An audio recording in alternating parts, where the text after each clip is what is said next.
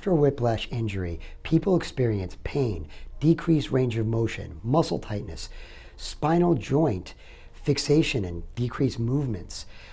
To help with the effects of whiplash injuries, chiropractors do a very simple procedure called a chiropractic adjustment.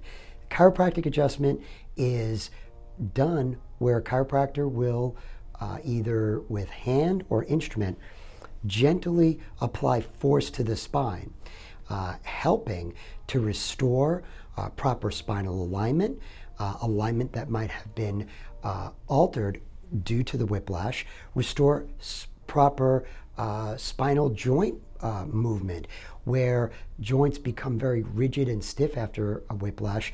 The adjustment helps with that.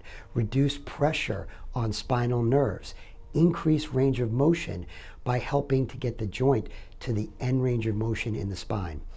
And of course, decrease the formation of scar tissue by helping increase movement in the spine and helping enhance good muscle healing. If you or anyone you know has been injured in an accident, please call our office and have a great day.